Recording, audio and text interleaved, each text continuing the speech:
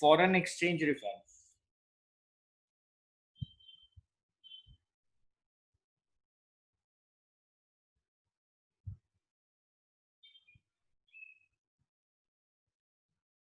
और फिफ्थ है बच्चों ट्रेड एंड इन्वेस्टमेंट रिफॉर्म्स।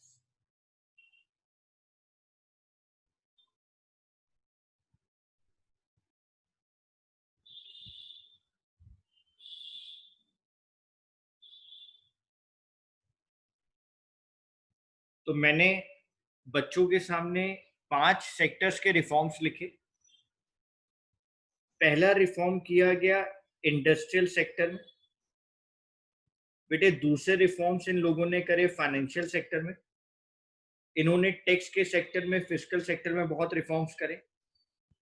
बेटे इन्होंने फॉरेन एक्सचेंज सेक्टर में रिफॉर्म्स करे।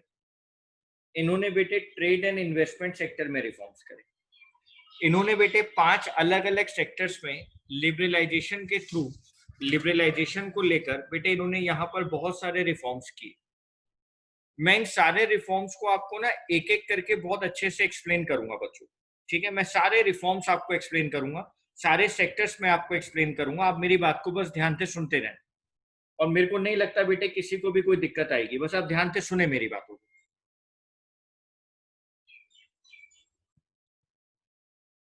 In 1980s,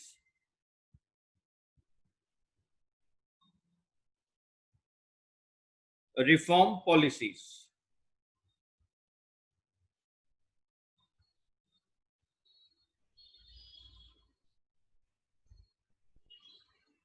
were introduced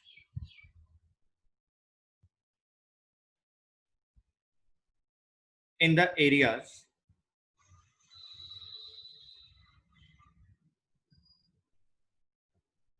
of industrial licensing,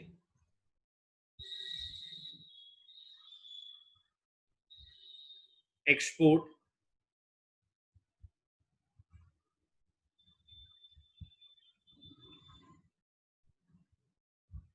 import policy,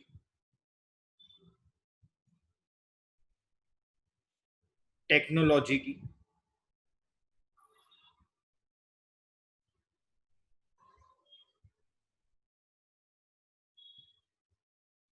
technology upgradation,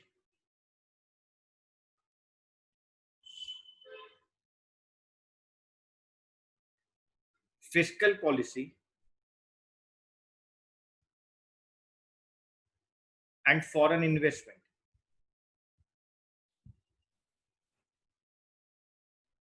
Fiscal policy and foreign investment.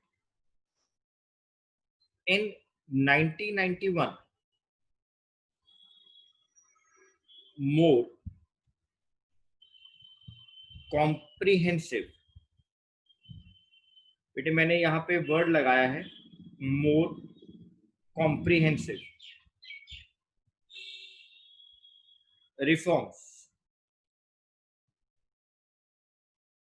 under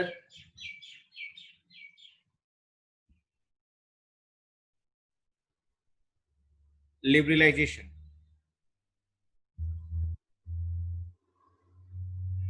were introduced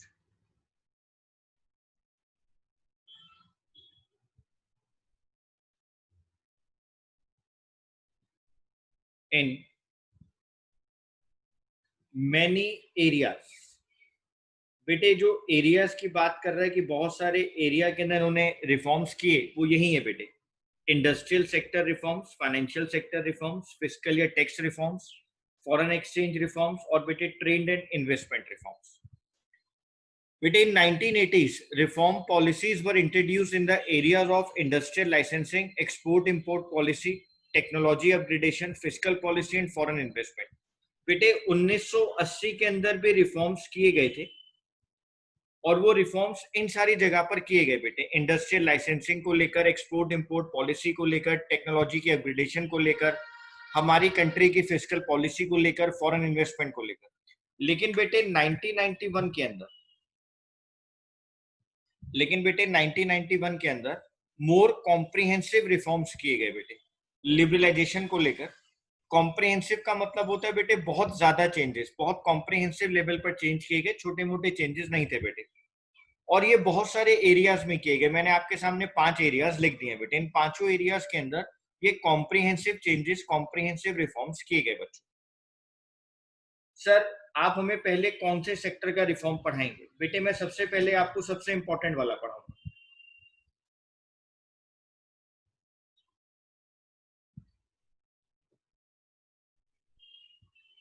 बेटे हम सबसे पहले बात करेंगे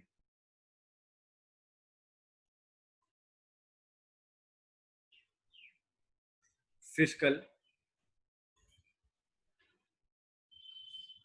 टैक्स रिफॉर्म्स। फिस्कल या टैक्स रिफॉर्म्स की बात कर रहे हैं। पहले मेरी बात को बहुत ध्यान से सुने आप लोग, बहुत ध्यान से सुने, आपको सब बातें समझ में आएंगी बेटे।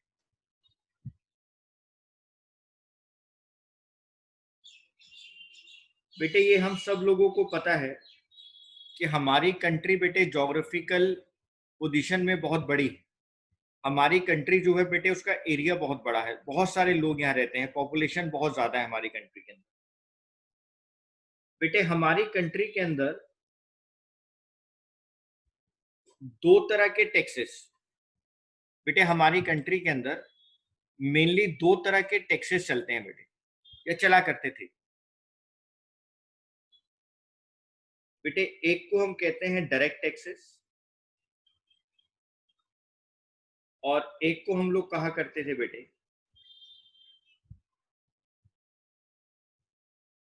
Indirect taxes. बेटे इनडायरेक्ट टैक्सेस के अंदर बहुत सारे टैक्स आया करते थे। इनडायरेक्ट टैक्सेस के अंदर बहुत सारे टैक्सेस बेटे आया करते थे,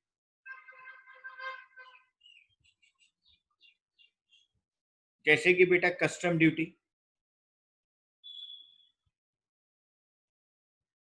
एक्साइज ड्यूटी,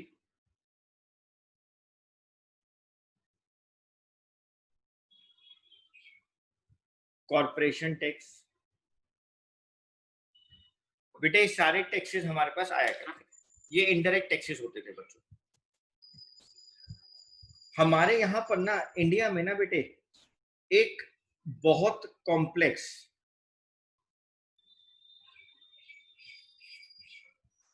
बहुत कॉम्प्लेक्स टैक्स स्ट्रक्चर था बेटे, बहुत कॉम्प्लेक्स टैक्स स्ट्रक्चर था। टैक्स स्ट्रक्चर कॉम्प्लेक्स क्यों था बेटे? बेटे होता ये था कि सेंट्रल गवर्नमेंट और स्टेट गवर्नमेंट्स के बीच में बेटे टैक्सेस को लेकर बंटवारा होता था बेटे। कुछ टैक्सेस प्योर सेंट्रल गवर्नमेंट के होते थे, कुछ टैक्सेस प्योर स्टेट गवर्नमेंट के होते थे, और बेटे कुछ टैक्सेस सेंट्रल और स्टेट गवर्नमेंट के अंदर डिवाइड होते थे।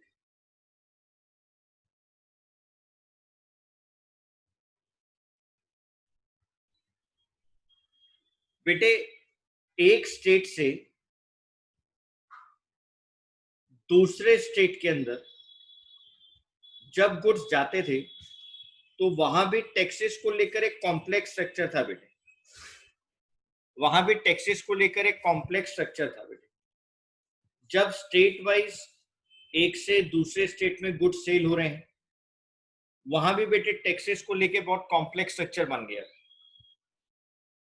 इन टैक्सेस की रिकवरी करना, टैक्सेस को कलेक्ट करना, बेटे टैक्सेस को किस तरीके से बांटा जाएगा उसको देखना, इन सारी बातों को देखने में बहुत परेशानी होने लगी बेटे।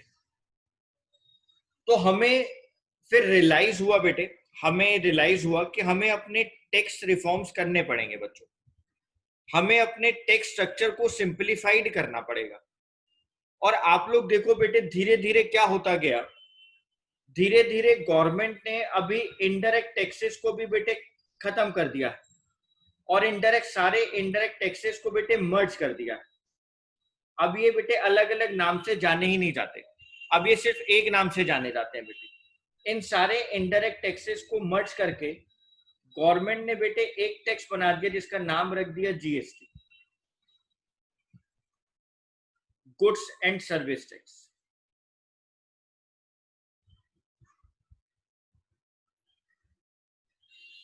यानी सर टैक्सेस, डायरेक्ट टैक्सेस और इनडायरेक्ट टैक्सेस में अलग अलग पार्ट में डिवाइड थे। इंडिया के अंदर बहुत कॉम्प्लेक्स टैक्स स्ट्रक्चर था। सेंट्रल गवर्नमेंट स्टेट गवर्नमेंट के अंदर टैक्सेस को लेकर, डिस्ट्रीब्यूशन को लेकर लड़ाइयां होती थी। एक स्टेट दूसरे स्टेट के साथ टैक्सेस को अच्छी तरीके से डिवाइड नहीं कर पाता था, वहां प्रॉब्लम्स होती थी, जिसके वजह से बिजनेस सेक्टर को, इंडस्ट्रियल सेक्टर को परेशानी होती थी, बिजनेसमैन को दिक्कत होती थी। तो हम लोगों ने 1991 के अंदर टैक्स रिफॉर्म्स करे बेटे। हमने अपने टैक्स स्ट्रक्चर के अंदर बहुत सारे चेंजेस करे।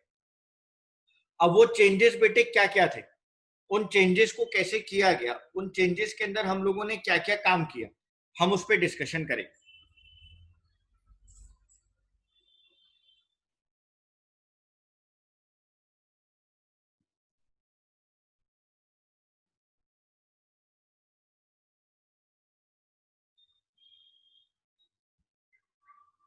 बेटे point number 1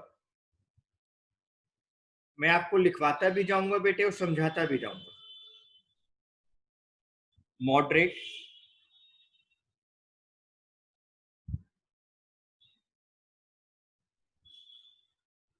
and simplified income tax structure.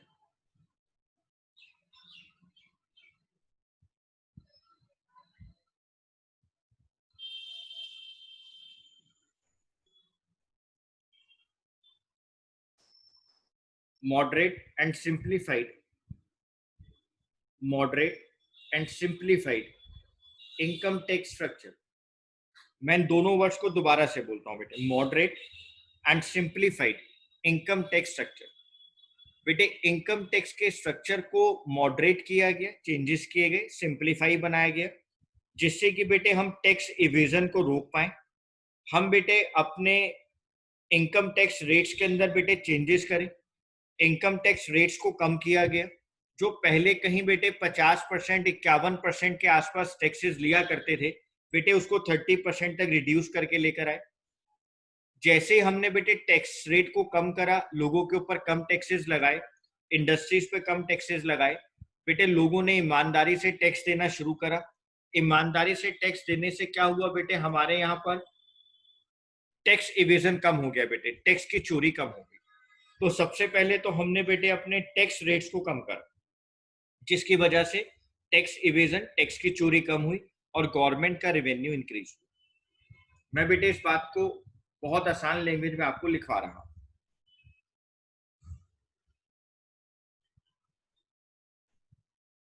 Prior to 1991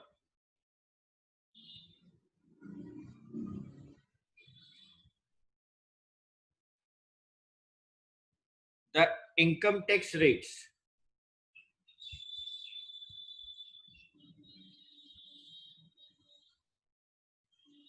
in the country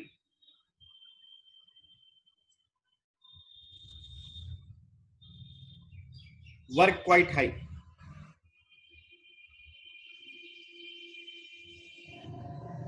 which led to tax evasion। बेटे 1991 से पहले इंडिया में टैक्स रेट्स बहुत ज्यादा हाई थे बेटे, जो टैक्स इवेजन को बढ़ाता था, which led to tax evasion, tax की चोरी को बढ़ाता था।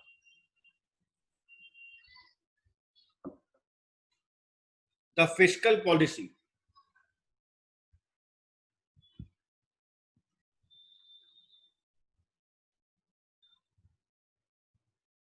the fiscal policy reforms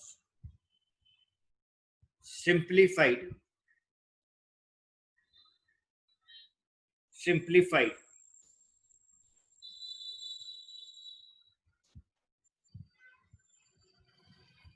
the tax structure and lowered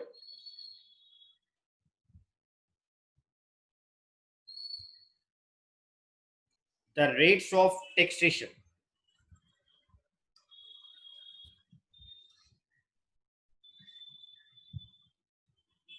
lower the rates of taxation.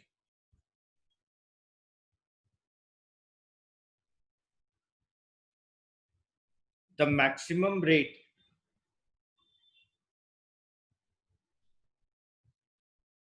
of income tax was brought down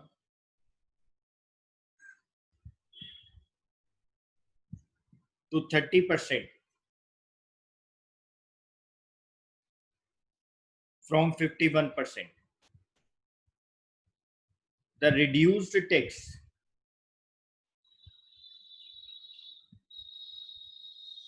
evasion and increased government revenues.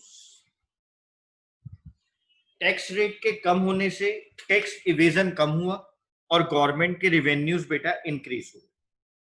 बेटे indirect taxes के अंदर क्या क्या रिफॉर्म्स किए जाए उसके लिए बेटे सुप्रीम कोर्ट के रिटायर्ड जज की कमेटी बनाई गई थी.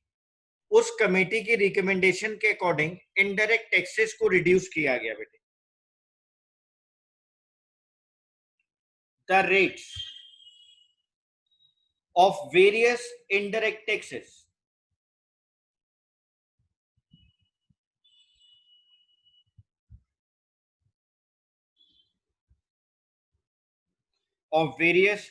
taxes such as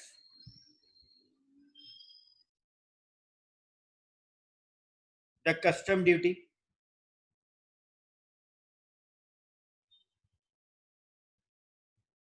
excise duty,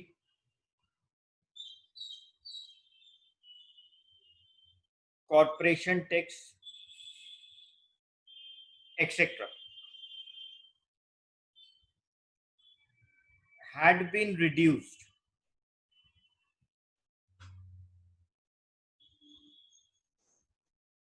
considerably. मैं बेटे नया पॉइंट नए पेन से लिखवाऊंगा आपको, वो बहुत इंपॉर्टेंट था. However,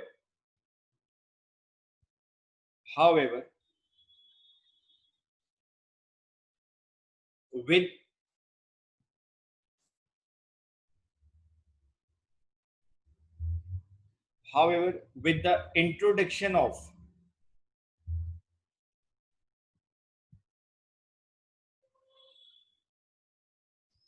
goods and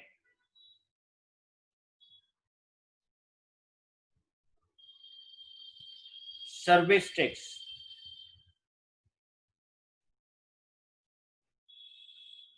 all the existing indirect taxes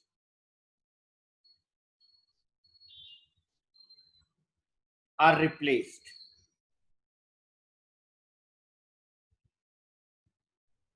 and it ensures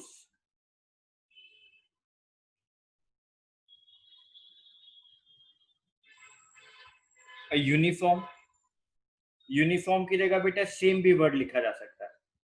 same tax system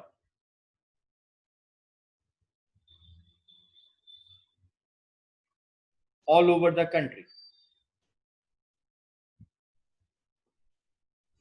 बेटे मैंने आप लोगों को ये बात पहले भी बताई थी, मैं दोबारा से रिपीट कर देता हूं कि जब हमारे यहाँ पर बहुत सारा कॉम्प्लेक्स इनडायरेक्ट टैक्स सिस्टम था, गवर्नमेंट ने बेटे उसको हटा दिया. हमने इंट्रोड्यूस कर दिया है बेटा जीएसटी. उस कमेटी ने बेटे हम लोगों को यही रिकमेंड किया था कि आप लोग इंडिया के अंदर जो बहुत सारे इनडायरेक्ट टैक्सेस चल रहे हैं आप उसको हटाएं बेटे. और देखो बेटे 91 से कोशिश करते करते करते करते कहां बेटे हम लोग 2005-6-7 में आ गए. 2005-6-7 में फिर रिकमेंडेशंस आई.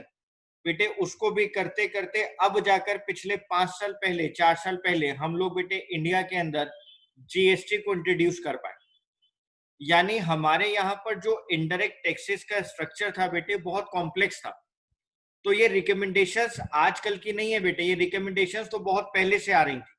लेकिन उस टैक्स को इंप्लीमेंट करना, उस टैक्स को गवर्नमेंट को सामने लेकर आना बेटे, उसके लिए बहुत हिम्मत का काम चाहिए था। क्योंकि इतना बड़ा टैक्स स्ट्रक्चर को आपको चेंज करना था, जिसके लिए बेटे गवर्नमेंट को बहुत ज्यादा अपने आप को बेटे दृढ़ निश्चय करना था। गवर्नमेंट के अंदर, गवर्नमेंट के मन में बेटे इस बात को लेकर कोई डर नहीं होना चाहिए था कि अगर जीएसटी इंप्लीमेंट नहीं हो पाया तो बेटे कंट्री के अंदर दिक्कत होगी, लोग गवर्नमेंट के अगेंस्ट कुछ बोलेंगे। लेकिन ऐसा कुछ हुआ नहीं। और बेटे इस बात का पूरा श्रेय अरुण जेटली साहब को जाता है। अब वो नहीं है, लेकिन अरुण जेटली साहब जो उस वक्त फाइनेंस मिनिस्टर थे बेटे, उनकी वजह से जीएसटी इंडिया में इंप्लीमेंट टाइमली हो पाया। जीएसटी लाने के लिए बेटे जितनी ज्यादा रिकमेंडेशंस की जरूरत थी, जो जो उसमें कमियां थी, उसको ठीक किया गया। और बेटे उसके अंदर अरुण जेटली साहब ने बहुत इंपॉर्टेंट रोल प्ले किया। तो जीएसटी का इंट्रोडक्शन, इनडायरेक्ट टैक्सेस को रिप्लेस करना, एक same tax system all over the country लेकर आना, बेटे ये भी बहुत बड़ा रिफॉर्म्स था इनडायरेक्ट टैक्सेस के अंदर, फिस्कल सेक्टर के अंदर। तो हमने यहाँ पर आपको यही लिखवाया है कि indirect tax rates were also reduced as per the committee's recommendation. The rates of various indirect taxes such as the custom duty, excise duty, corporation tax had been reduced considerably. उनके taxes को कम किया गया। However, with the introduction of goods and service tax, all the existing indirect taxes are replaced. बेटे जितने भी existing indirect taxes थे उसको replace किया गया और इस बात को इंश्योर किया गया कि हम लोग same tax system all over the country को ले आए, ऑल ओवर द कंट्री में ले आए। ठीक है बेटे, फिर हम आगे अब जीएसटी के बारे में कुछ बातें लिखेंगे। GST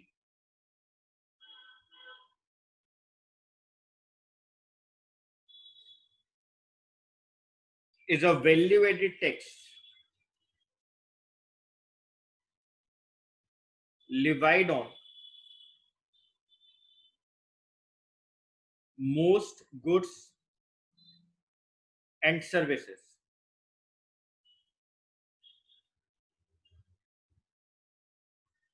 sold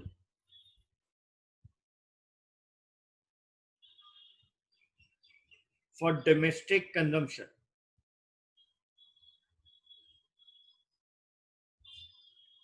It is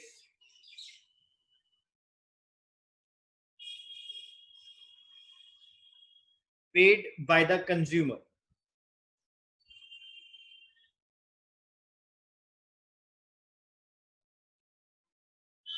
However,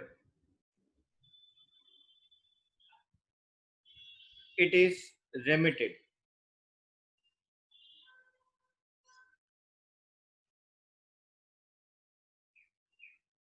to the government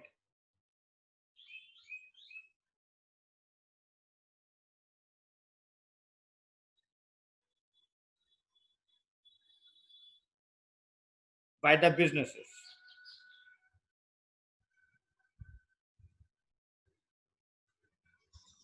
selling the goods and services. बेटे मैंने यहाँ पे साफ साफ लिखवाया, it is paid by the consumer. पे कंज्यूमर करता है, लेकिन गवर्नमेंट को रेमिट करना, डिपॉजिट करने की जिम्मेदारी बिजनेसेस की होती जो गुड्स एंड सर्विसेज सेल करती।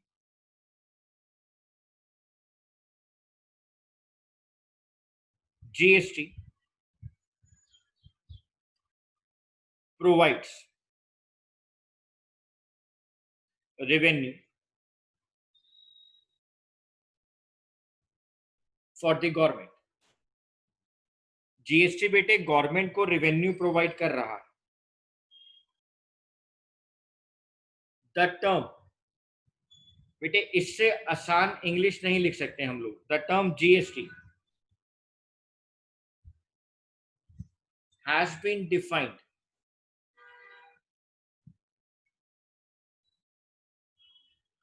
in Article 366, subsection 12A, to mean, बेटे जीएसटी को इस सेक्शन के अकॉर्डिंग समझाया गया है। जो जीएसटी एक्ट बना है इंडिया में, वहां पे बेटे जीएसटी को इस सेक्शन के अकॉर्डिंग समझाया गया है। The term GST has been defined in Article 366, subsection 12A, to mean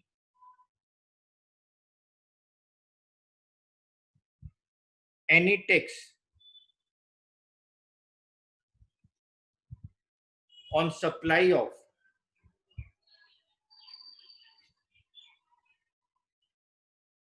goods and services,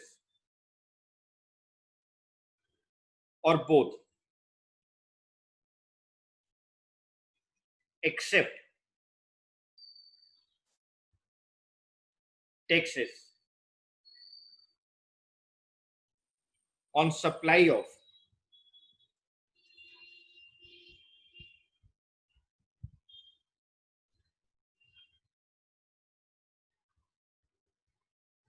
the alcoholic liquor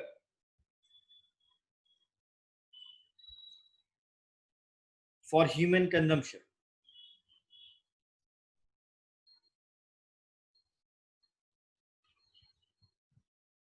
जो मेन ऑब्जेक्टिव्स थे हमारे लिए बेटे, मैं उसकी बात अब आपसे यहाँ करता हूँ।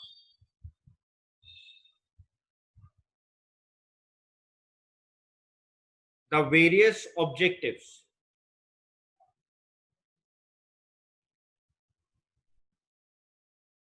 of GST are: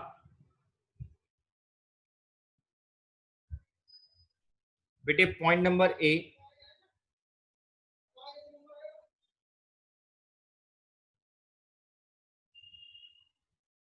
to eliminate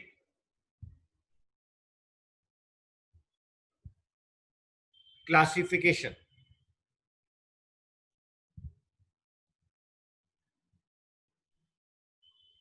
dispute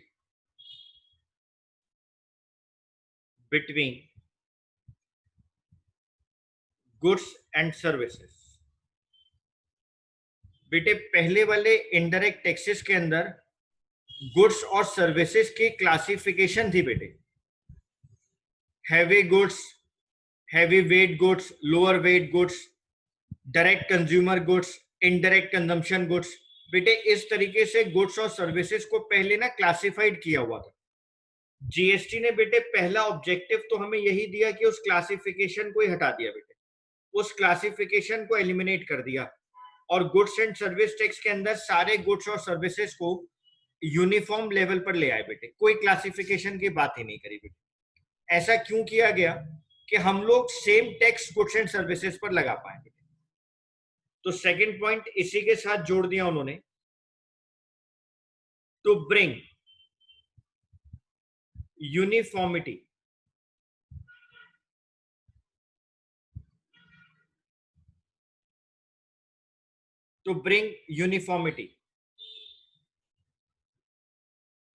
in tax rates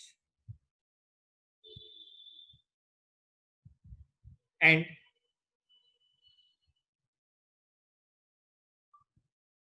automated compliance and automated compliance। बेटे जब क्लासिफिकेशन ही नहीं रहा तो सारे गुड्स एंड सर्विसेज जब एक ही प्लेटफॉर्म पर आ गए तो उनके ऊपर यूनिफॉर्म टैक्स लगा दिया गया और बेटे वो ऑटोमेटेड कंप्लायंस हो गया। बेटा कंप्लायंस मतलब इंप्लीमेंट हो गया बच्चों, उसके ऊपर अपने आप बेटे कंप्लायंसेस लग गई, ऑटोमेटेड कंप्लायंस होंगे सारी चीजों।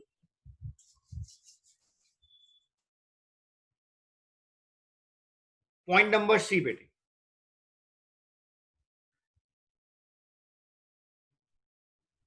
To ensure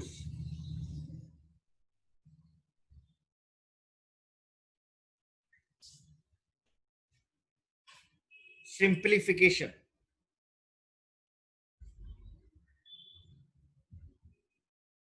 of registration,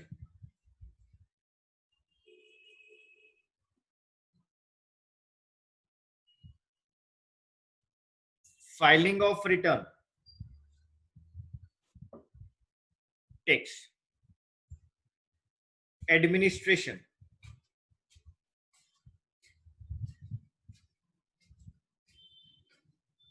and compliance.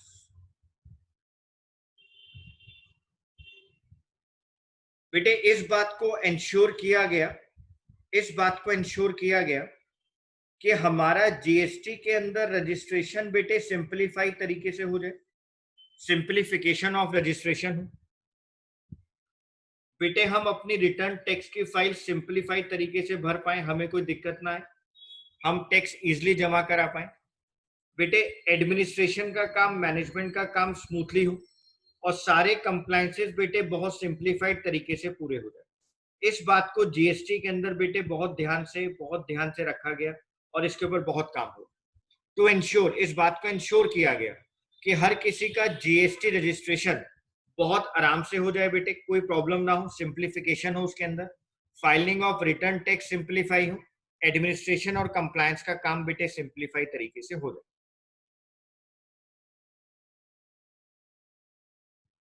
बेटे इसी पॉइंट को उन्होंने आगे जोड़ दिया बेटे, पॉइंट नंबर डी में जोड़ दिया।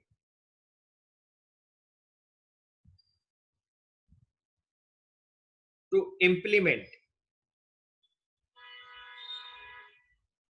implement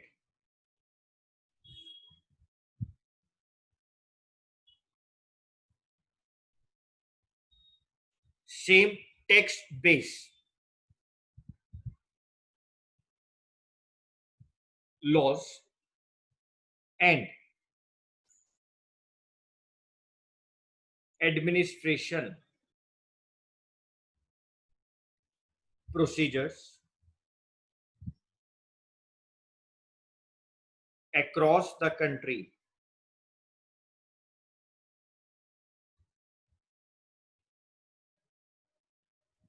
बेटे all over the country same tax base implement हो, सेम टैक्स लॉ इंप्लीमेंट हो, administration procedure across the country same हो। ऐसा ना हो कि यहाँ पर जीएसटी के एडमिनिस्ट्रेशन प्रोसीजर कुछ और है, मुंबई में कुछ और है, ऐसा ना हो बेटे। हर जगह सेम टैक्स बेस हो, सेम लॉज हो और सेम एडमिनिस्ट्रेशन हो।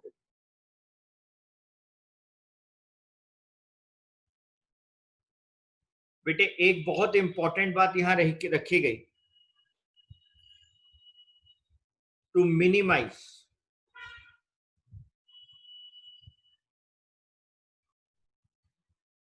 Tax rate slab. स्लैब्स का मतलब बेटा परसेंटेज, जो टैक्स रेट की परसेंटेज रखी जाती है, and prevent unhealthy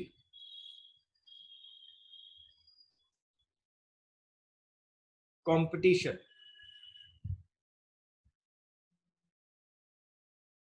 among states. बेटे पहले लड़ाई तो इसी बात पर होती थी कि टैक्स का ज्यादा हिस्सा कौन सा स्टेट लेगा और कम हिस्सा कौन सा स्टेट लेगा।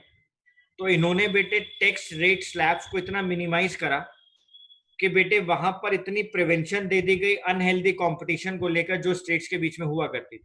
जब जीएसटी का टैक्स रेट जैसे 18% है, 9% आपस में बांट लो, 12% है, 6% आपस में बांट लो, सेंट्रल गवर्नमेंट स्टेट गवर्नमेंट। यानी बेटे यहाँ पर अनहेल्दी कंपटीशन अमंग स्टेट्स को मिनिमाइज कर दिया गया क्योंकि टैक्स रेट का बहुत मिनिमाइज तरीके से स्लैब रेट रखा गया, ज्यादा टैक्स रेट रखे ही नहीं गए बेटे। एक बहुत इंपॉर्टेंट काम किया बेटा इन्होंने।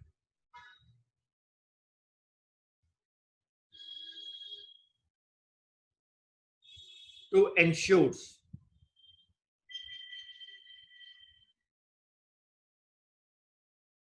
ensures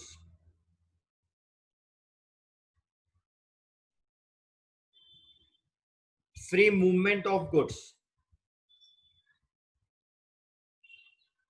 across the country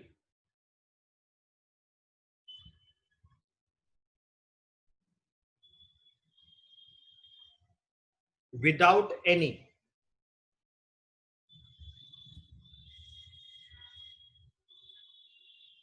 additional tax.